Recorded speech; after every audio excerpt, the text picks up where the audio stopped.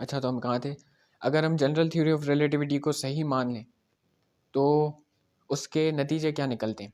तो नतीजा पहला तो हमने नतीजा पढ़ लिया है कि स्पेस टाइम जो है एक 4D फैब्रिक की तरह है। 4D फैब्रिक का मतलब कोई भी इवेंट जो हो है वो किसी ना किसी पोजीशन पे हुआ होता है, जिसको हम कहते हैं 3D स्पेस के अंदर हुआ है, एक्स वाई जेड के उसके कोऑर्डिनेट हैं, और किसी ना किसी टाइम पर हुआ होता है, इसलिए हम इसको 4D बोलते हैं। ठीक है, मतलब तीन कोऑर्डिनेट्स तो अपने एक्स, वाई और जेड हो गए, और चौथा जो अपना कोऑर्डिनेट है वो हो गया क्या, टी। इसको कोऑर्डिनेट पे कह रहा हूँ 4D बस कहने के लिए। ठीक है, तो स्पेस टाइम जो है एक 4D फैब्रिक की तरह है। ये हमें पहला कॉन्सिक्वेंस पता चला, नई बात है बहुत। ठीक है, इस बात को मैं डिस्कस करके आया हूँ तो उसके बारे में कुछ लिखने की यहाँ पे ज़रूरत नहीं पड़ी। अभी ग्रेविटेशनल रेड शिफ्ट, ये बहुत ही प्यारा कॉन्सेप्ट है, समझे? इसको ज़रा ध्यान से सुनना, और मैंने इसको एग्जाम्पल के ज़रिए समझाया जैसे ईजिली बंदे को समझ में आए। ठीक है, वैसे मैंने हाइपोथेटिकल सारा एक्सपेरिमेंट लिया है, कहीं भी आपको ये एक्सपेरिमेंट देखने को नहीं मिलेगा, सारा का सारा हाइपोथेटिकल है जी। ग्रेविटेशनल रेडशिफ्ट का मतलब है लाइट कमिंग फ्रॉम, यार यहाँ पे फ्रॉम प्लीज़, यहाँ पर आप जो है फ्रॉम ऐड कर देना, फ्रॉम कर देना यार खुद। Light coming from strong gravitational field has lower frequency when observed from weak gravitational field. इसका मतलब क्या है, एग्जाम्पल से समझते हैं। मान लो आपके पास दो बंदे हैं, ठीक है, मान लो आपके पास क्या है, जूम करके दिखाते हैं आपको ज़रा जी।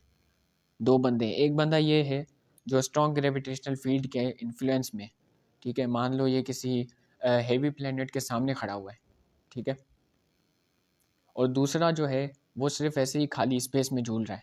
ठीक है, तो जो लाइट ये छोड़ेगा ना, मान लो इसने ब्लू लाइट छोड़ी, मान लो इसने ब्लू लाइट छोड़ी, तो ये लाइट जो इसको अपीयर होगी ना, इसको अपीयर होगी, वो लाइट रेड है, और इसी को आप ग्रेविटेशनल रेड शिफ्ट कहते हो। अभी आपको समझ में नहीं आएगा ऐसा क्यों हुआ, ऐसा क्यों का रीज़न देखते हैं।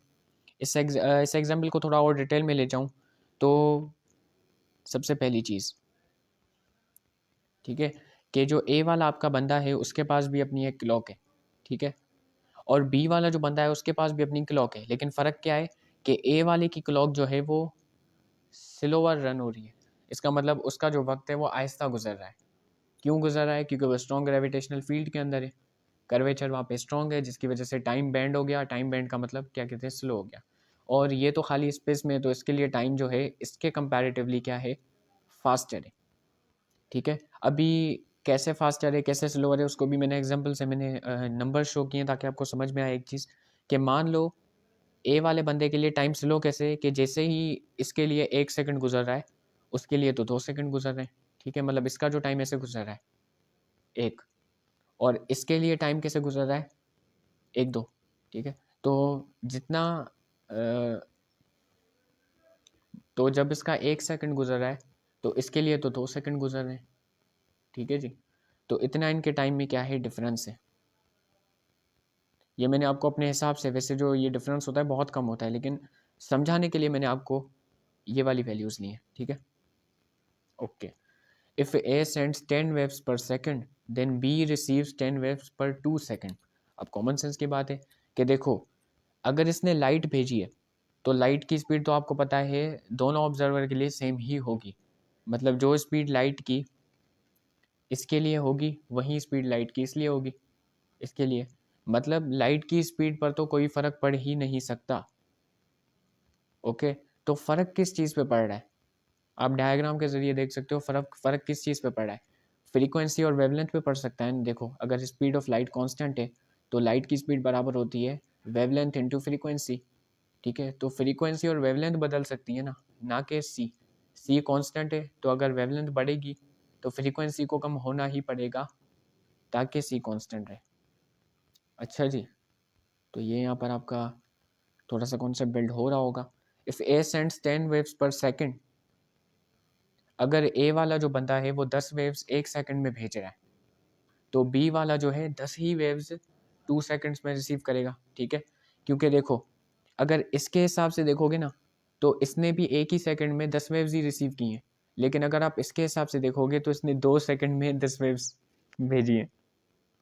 थोड़ा कंफ्यूज मत हो, दोबारा समझाते हैं थोड़ा सा, कि अगर ए वाले बंदे ने 1 सेकंड में 10 वेव भेजी तो स्पीड सेम होने की वजह से इसको भी 10 वेव्स ही रिसीव होंगी। स्पीड सेम होने की वजह से, लेकिन इसके हिसाब से जो टाइम होगा उसको 2 सेकंड में 10 वेव्स ही रिसीव होंगी, क्योंकि इसका 1 सेकंड इसके 2 सेकंड के बराबर है। अच्छा, ये भी बात है। अब एक काम करते हैं, इन दोनों की फ्रीक्वेंसी कैलकुलेट करते हैं। तो ए वाले बंदे के हिसाब से जिसको फ्रीक्वेंसी होगी ब्लू की वो एफ ए होगी, एफ विद रिस्पेक्ट टू ए, उसके हिसाब से फ्रीक्वेंसी क्या है 10 वेव्स पर सेकंड है ना, तो 10 हर्ट्ज हो गई। लेकिन इसके हिसाब से बी वाले के हिसाब से फ्रीक्वेंसी क्या है 5 हर्ट्ज। 5 हर्ट्ज हुई ना, कॉमन सेंस है, क्यों? क्योंकि 10 वेव्स पर 2 second, 10 divided by 2 is equals to 5, then 5 hertz is the frequency with respect to B. तो इन दोनों की फ्रीक्वेंसी में आप देख सकते हो सेम ही लाइट भेजी गई थी, लेकिन अब जाहिर है इसकी फ्रीक्वेंसी ज़्यादा है, इसका मतलब इसकी वेवलेंथ कम है, और वेवलेंथ कम होने की वजह से ये ब्लू कलर की है। लेकिन इसकी फ्रीक्वेंसी तो कम है, इसका मतलब इसकी वेवलेंथ ज़्यादा है। तो इसकी, अगर आपने विबी गियोर के बारे में पढ़ा हो, रेनबो वगैरह के बारे में, ठीक है, तो उसमें आपको पता होगा कि ब्लू की फ्रीक्वेंसी ज़्यादा होती है, जिसकी वजह से वो ब्लू कलर अपीयर करता है। अब ब्लू कलर होता है, लेकिन अगर जब फ्रीक्वेंसी कम हो जाएगी तो वो रेड कलर में बदल जाएगा। तो इसको रेड शिफ्ट भी इसलिए कहा जाता है, क्योंकि ब्लू लाइट जो है वो रेड लाइट में तब्दील हो गई।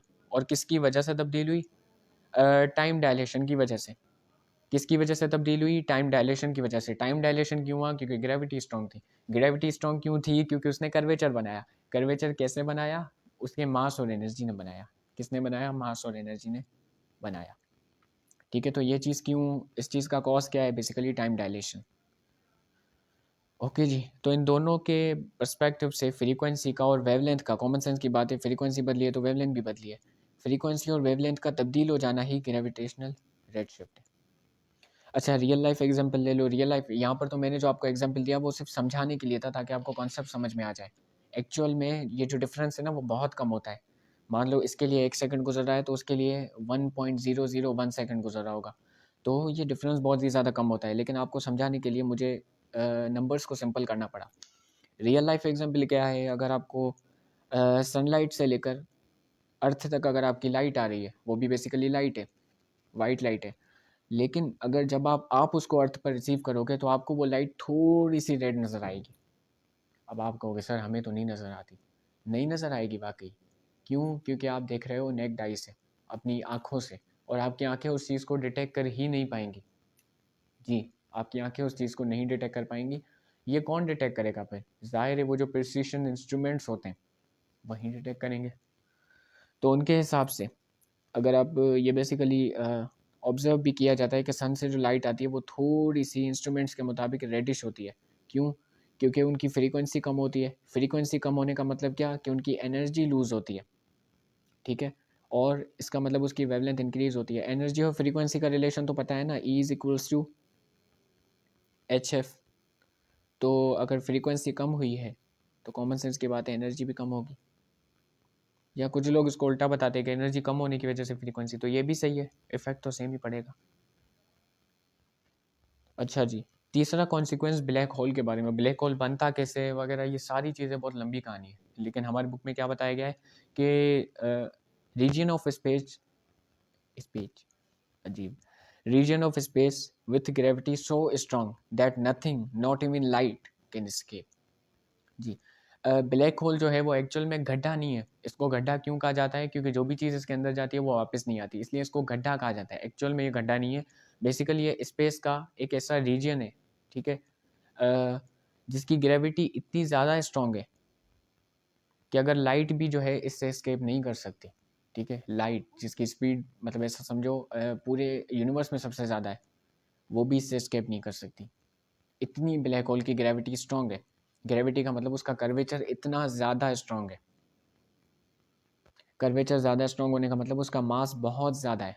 ठीक है, मास उसका क्या है? बहुत ही ज़्यादा है, और मास ज़्यादा होने का मतलब उसकी एनर्जी भी बहुत ज़्यादा है। जी, अभी हम आ जाते हैं ग्रेविटेशनल लेंसिंग। ओ भाई, ये भी मैं सिंपलेस्ट तरीके से समझाने की कोशिश करूँगा। ग्रेविटेशनल लेंसिंग भी बहुत लंबी कहानी है, लेकिन हाँ, कोशिश करेंगे आसानी से समझ में आए। Gravitational lensing, light bends when it passes through curved space time, causing distant objects to appear magnified or distorted। ठीक है, मैग्नीफाइड का मतलब क्या है? बड़ा होके दिखना। कोई भी मैग्नीफाइंग अगर आप ग्लास ले लो तो वो क्या करता है, किसी भी इमेज को मैग्नीफाई करता है, मतलब वो उसको बड़ा करके दिखाता है। लेकिन डिस्टॉर्टेड का यहाँ पर मतलब क्या है कि वो अपनी पोजीशन से हमें हटा हुआ दिखता है। मतलब फॉर एग्जांपल अगर एक स्टार है वो आपके सामने है, लेकिन एक्चुअल में वो सामने है ही नहीं, वो तो साइड पे है, लेकिन आपको वो सामने दिख रहा है। ठीक है, अभी इसमें आपको पूरी ना लाइट आँखों की बायोलॉजी भी पता होनी चाहिए कि भाई हमारी आँखें जो है वो इमेज बनाती कैसे हैं। हमारी आँखें हमेशा इमेज बनाती हैं लाइट को बैकट्रेस करके, मतलब लाइट का रास्ता हमेशा सीधा अज्यूम करके। ठीक है, अब ये भी ब्रेन की अपनी एक लर्निंग है कि लाइट का जो रास्ता है वो हमेशा हम सीधा ही अज्यूम करते हैं। हमें कभी भी लाइट बेंड होते हुए नज़र नज़र नहीं आती और हम उसको अज्यूम भी नहीं करते। हम कहते हैं कि भाई लाइट सीधा ही ट्रैवल करके आई है। ठीक है, अपनी ब्रेन की है, इसलिए हमारी आंखों को धोखा देना भी आसान है वैसे। अच्छा जी, तो नहीं अभी ये नहीं है, मैंने यहाँ पे ग्रेविटेशनल लेंसिंग ख़त्म नहीं किया है, अभी एक पूरे नीचे डायग्राम बनाया उससे मैं आपको समझाऊंगा। लेकिन एक पॉइंट यहाँ पे समझ लो, एक्सपेंशन ऑफ द यूनिवर्स के जनरल थ्योरी ऑफ रिलेटिविटी ने ये भी प्रेडिक्ट किया है कि यूनिवर्स हमेशा फैल रहा है, कायनात हमेशा फैल रही है, जैसे कि हमारा इस्लाम भी कहता है कि कायनात फैलती है।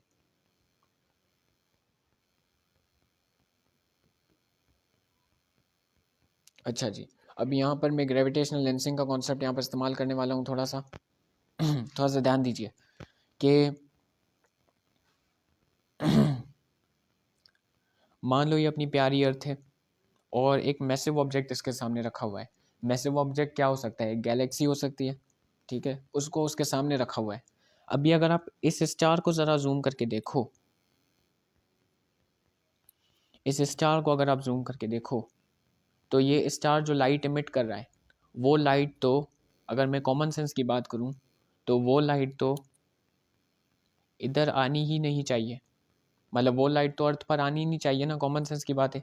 लेकिन लाइट आएगी, किस तरीके से आएगी, क्योंकि हमारा जो ये क्या कहते हैं गैलेक्सी है, या फिर गैलेक्सी मान लो या फिर मैसिव ऑब्जेक्ट मान लो, वो एक लेंस की तरह काम करेगा। कैसे लेंस की तरह, कि जो वो लाइट इमिट करेगा ना, ठीक है, उसको रिफ्रैक्ट करके अर्थ तक पहुंचाएगा। ठीक है, मतलब ये जो कर्व्ड स्पेस टाइम है, लाइट उसको उस पाथ को फॉलो कर कर और अर्थ तक पहुंचेगी, जिसकी वजह से हमें ये स्टार दिखना शुरू हो जाएगा। क्योंकि कोई भी चीज़ हमें दिखती क्यों है, जब उस पर लाइट पड़े और हम तक आए, या वो वाला लाइट चीज़ इमिट करे और हम तक आए। सूरज हमें क्यों दिखता है, क्योंकि उसकी लाइट हम तक आती है। अच्छा जी, लेकिन हमें ये स्टार, ज़ाहिर कॉमन सेंस की बात है, हम अगर इधर खड़े हुए हैं तो हमें इसके आर पार थोड़ी ना दिखना शुरू हो जाएगा। ठीक है, हमें तो ये स्टार दिखेगा, लेकिन यहाँ नहीं दिखेगा, यहाँ नहीं दिखेगा। हमें जो ये स्टार दिखेगा, आप देख सकते हो, हमें जो ये वाला स्टार दिखेगा ना, वो स्टार हमें डिस्टॉर्टेड नज़र आएगा। डिस्टॉर्टेड मतलब अपनी पोजीशन से हटा हुआ नज़र आएगा। मतलब हमारी जो आंखें हैं वो लाइट को क्या करेगी, बैकट्रेस करेगी। यहाँ तक मान लो बैकट्रेस कर दिया, लेकिन लाइट यहाँ से, हमारा ब्रेन यहाँ से अज्यूम करेगा कि लाइट हमेशा सीधा ट्रैवल करती है, और सीधा ट्रैवल करते करते हमारे हिसाब से जो इमेज है वो यहाँ पर बनेगी। ठीक है, लेकिन यहाँ पर भी तो लाइट आ रही है, तो इमेज यहाँ से भी सीधा सीधा करके यहाँ बननी चाहिए।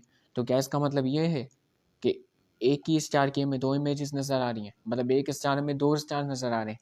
और ऐसा होता है जी, ऐसा हो सकता है बिल्कुल, क्योंकि लाइट ज़रूरी नहीं है कि सिर्फ यहीं से ट्रैवल करके आएगी। लाइट इसके बाहर से भी तो ट्रैवल करके आ सकती है, ऐसे करके, ऐसे करके मान रहा हूँ, ऐसे गुजर के नहीं, ऐसे करके मान रहा हूँ। तो हमें तो फिर लाइट, फिर जो हमें स्टार यहाँ पे भी दिख सकता है अगर हम 3D की बात करें। तो मतलब एक ही स्टार की हमें मल्टीपल इमेजेस भी देखने को मिल सकती हैं ग्रेविटेशनल लेंसिंग की मदद से। ठीक है, और इसी की मदद से हमें जो दूर दराज ऑब्जेक्ट हैं वो आराम से मैग्नीफाइड, या आप कह लो क्या कहते हैं डिस्टॉर्टेड नज़र आते हैं। मैग्नीफाइड सिंपली कैसे, यहाँ पर कि ये स्टार यहाँ पर भी अपीयर हो सकता था। ठीक है, तो हमें ये स्टार इसके हिसाब से क्या है, मैग्नीफाइड नज़र आ रहा है, तो इस हिसाब से मैं ये पढ़ रहा हूँ। तो ग्रेविटेशनल लेंसिंग बेसिकली क्या है, light bends when it passes through curved space time. इसका कर्व्ड स्पेस टाइम है, तो लाइट इस बात को फॉलो करेगी, कॉजिंग डिस्टेंट ऑब्जेक्ट, ये हमारा डिस्टेंट ऑब्जेक्ट हो गया। ठीक है, जैसे कि स्टार टू अपीयर मैग्नीफाइड, या तो यहाँ पर बन सकता था, तो ये मैग्नीफाइड हो गया। ठीक है, मैग्नीफाइड और डिस्टॉर्टेड, देखो अपनी पोजीशन से ये हट चुका है, इस वजह से इसको डिस्टॉर्टेड कह रहे हैं। यार उम्मीद करता हूँ ये सारी चीज़ें आपको क्लियर हो गई होंगी, अगर नहीं क्लियर हो तो आप सवाल पूछ लीजिएगा।